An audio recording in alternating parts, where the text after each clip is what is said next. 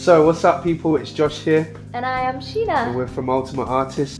So last time we basically talked about development, its process of development. Remember the cake in the oven analogy, and then the promise of what that means in terms of success. So you've got development as the process, and then you've got the promise or the success of that, and the whole journey and what that means. We talked about that. Today we're going to talk about disappointment. It's interesting that it's 2 Ds. Development, Well done. disappointment. Wow. That's pretty special. That's profound. So look, guys, the experience of disappointment is not what differentiates us. It's our definition that we assign to the disappointment. Ooh. I know lots of Ds. Oh, there. hang on. That was deep. I've not heard her say that before. That just hit me like a lightning bolt. Okay. That Good. was just like, what do you take boom. from it? No, I need you to say that again. Okay. Because So I just need to, but slow it I'll down. slow it down, okay. So Thank you can you. I understand. just I'm need going to say to- really I slowly. need to hear that. The experience of disappointment Yes. is not what differentiates us. Because we all experience it. Yeah. Yeah. That's not what makes us different. What makes us different is the definition Kind of. that we assign Woo! to disappointment. Hang on. Okay, do you need a minute? Hang Let on. me just pause for a second. Go on. Hi. Go on. Whew. So the definition Yeah. of you need to hear this. The definition, our individual definition That we assign. that we assign to disappointment Yeah. is what makes us lie. That's powerful. I'm telling you. So can you break that down?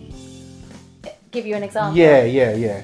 Okay, yeah, to put it into context. So I'm going to say it again and then I'm going to give you the example. Yeah. Our experience of disappointment is not what differentiates us. It's the definition that we assign to the disappointment. So, for example, you go into the studio and it's a terrible day. We've all had them. Your voice isn't doing what you want it to do. You know, you get into the booth, that red light goes on and it's just not coming out. The disappointment is that you haven't been able to deliver. Your definition of that disappointment is that you're not good enough. Does that make sense? But is that the truth? Or is it just that your body's having a bit of an off day? We can't be in control of our bodies all the time, particularly the voice. Therefore, the disappointment that you're feeling is not really about you not being good enough. Does that make sense? Yeah, it totally makes sense. So what if I didn't get that job, or I didn't get that audition or that role? See, it's really about your, again, definition. You know, in fact, I'll give you an example. I, back in the day, had an audition for The Artful Dodger. The Artful Dodger were doing a mix album with different vocalists, and I was like 13 at the time. Went in, started to sing. Within 40 seconds, they told me to stop. Not even they, it was one girl who told me to stop. Cool, okay. Didn't get the audition, and then I was outside and I spoke to my dad about it, and my dad goes, you know what, maybe you're not what they're looking for. That's different. Immediately that shifted my mindset to, okay, cool, maybe I just wasn't what they were looking for. So it shifted your definition of that experience of disappointment. That is so powerful, because how many of us enter into a situation, okay, even if we've given it our all, come out of a situation not having quite made the grade for whatever reason or whatever it is, but then leave that environment with a definition that we're telling ourselves, we're defining that to ourselves and saying, yeah, I wish I'm shit, or this always happens to me, or I never get a break, or I never get picked for anything, and it's all of that stuff, and that's what our definition of that situation or that disappointment is. And I think we lean towards that all the time.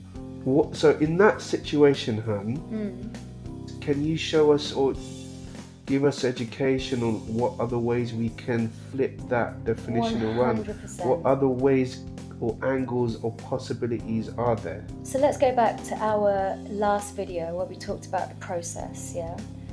This is all part of the process. And in that process, remember that we are constantly being refined.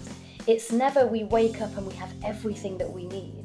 And if you don't go through that audition that you don't get, it doesn't make you work harder. It doesn't make you try harder. It doesn't make you look at yourself and say, okay, so I didn't get that, but let me look at what I could have done better, or was there a lesson to learn from that I'm missing because I'm so in my feelings right now about what's just happened. Really I think good. that we are constantly being refined. You know what? Can I just jump in there? Of course. So I've just, over the last month, I've been swimming. Okay. That's good for singers, by the way. It's excellent. After the first lesson alone, I felt a huge difference in my singing, yet alone my breathing. So anyway, the teacher's been talking about breathing a lot. He's literally I'm literally like one of the beginning of the beginners. Are you in that baby pool Mate, with your little floats? I might as well be, because I'm seeing all these people do lengths, yeah, and I'm just like, wow, okay. But no, I'm literally at the beginning, because a couple of years ago I nearly drowned in the sea. So it's really just for health reasons and for education. But credit to you, because that experience could have stopped you getting back in the water altogether. No, what it did was it made me go, actually, you know what, if I'm ever in this situation for real, I need to know how to swim. Yeah. So anyway, I need to know how to save somebody who is in that situation. So that was my motivation for it. So anyway, so my first lesson, the guy was telling me I did really well with my breathing. I have asthma. So I was pretty pleased with that. I was like, your breathing's on point. I was like, yeah, it's all the singing, you know. Second lesson I had, apparently my breathing was terrible.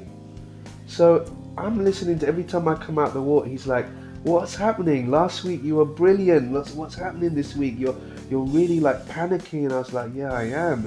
And there's all these things. And so as this was happening, I could feel myself getting a little bit more disappointed with myself, because apparently I was getting this thing wrong. And I was watching all my kind of like my colleagues in the pool doing some, you know, they were advancing to the next levels, and I was still on this breathing thing. And at one point I was just like looking at them getting disappointed and going, I must be really terrible at this. What am I even doing? And then this other voice just went, no, stay on this breathing thing and just nail it, because if you do, that's going to make you a much better singer. It's going to make you a much better swimmer. It's going to make you a much a more valuable asset if you're ever in a situation like this.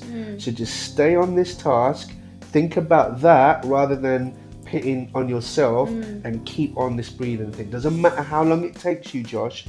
And I just remember getting that motivation and going back in the water and going, okay, I'm just going to stay solid on this one thing.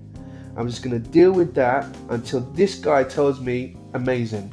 So is that an example of... Yeah, totally. But do you see how it's your relationship with disappointment that's actually a healthy one? I think we all have really unhealthy relationships with disappointment and negative feelings.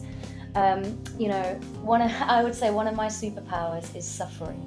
That I can endure suffering beyond the imagination, and it's because I have like this vision for my life, and I can see where it can be and what it can be, and then I'm just head down focused. And so my relationship with disappointment is very different.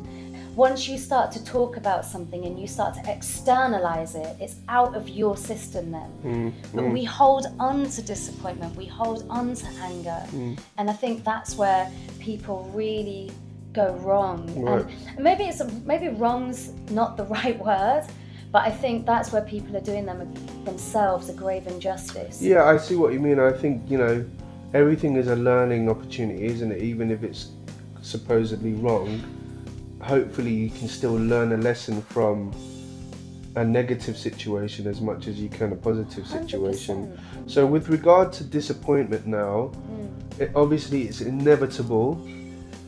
And I really agree with having a renewed definition of what that means to you. How do we work on that as I artists? think it's about being What can we do to renew that relationship and refine that? firstly, I'd say